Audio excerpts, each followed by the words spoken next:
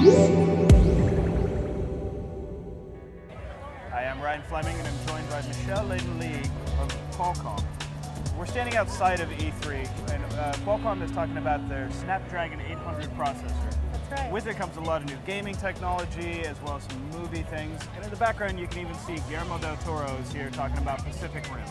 So, but E3 is obviously gaming. It's gaming-centric, gaming special. Right. First of all, what do you think about this show? Like, with the new hardware, like, what's your take on it? I think it's a really great show. I mean, it's just really fun to see people so excited about gaming and about all different kinds of games now, right? So, you know, we all love console games, and now increasingly more games are coming to mobile devices, which I think is really exciting because I think it opens a whole new group of folks who are doing gaming as they travel, as they walk around, and I think that's awesome. So we're also seeing a lot of like big games, Assassin's Creed, a few others like that, are using mobile devices as something you can use within the game, as a map device or something like that. That's right. So how do you guys work with the developers to bring things like that to life? Yeah, it's a great question. Actually, we have a really wonderful developer program. What we do is we actually provide tools and technologies that allow the developers to actually develop for our hardware and our software stack. So what you see around this space, you see a lot of tablets, they say Snapdragon on them. We actually don't make tablets. That's our mobile development platform. Yeah. And what we do is we allow developers to get early access to our hardware and our software so that they can actually develop prior to commercial devices coming to market. So they can have great games available as soon as commercial devices are available. I was actually going to ask, some of the games we're seeing, they're saying the secondary device is, they're asking for tablets, partly I assume because of resolution. But is that something that is only resolution?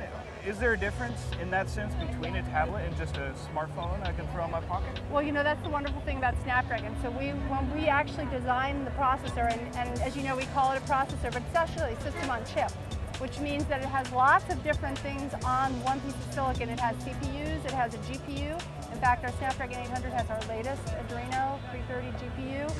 It has a video engine, an audio engine, it has a GPS, location awareness, it's got a modem, it's got Wi-Fi.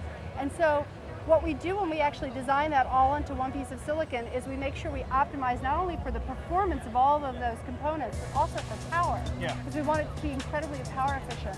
So this particular processor can go into a really small, thin, light smartphone. It can also go into a tablet. So you can get all of those features on either of those devices, which is actually pretty cool. Now when it comes to resolution, we love the tablet form factor too, because we can get to higher and higher resolutions and display sizes. And I agree with you, I've seen some really neat stuff now across different screens. Yeah. So I could be playing, you know, a game and watching it on TV, but then I can use my tablet or my mobile phone to do other things within the gameplay. Yeah. And that whole multi-screen experience we think is really interesting and cool. So with the processors and everything getting stronger and faster and more impressive, are we running into a plateau with battery life though? I don't think so, actually. It's very interesting. So we try to get them more and more power efficient as we go along. Yeah. But also new battery technologies are coming out too. And in fact, we did a thing very interesting in our power management IC where we actually help something called quick charge. And we actually help charge faster. So when you actually do have to stop and plug it in, you can charge it really, really quickly and get right back to what you're doing. So there's all of those types of technologies that are coming to play. So we're going to continue to design for the lowest possible power we can get.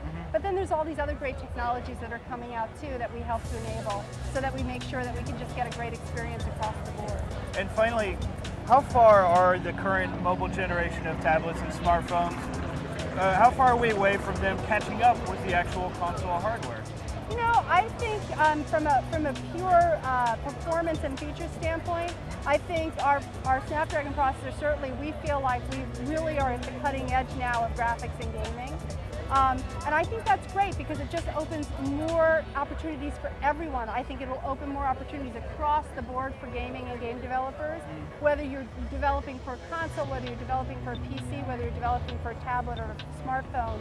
We're now bringing all the features and the performance where there's opportunities across all of those types of platforms, which I think is very, very exciting. All right, well, thank you for joining us. Thank the you. Snapdragon looks really cool. Thank you.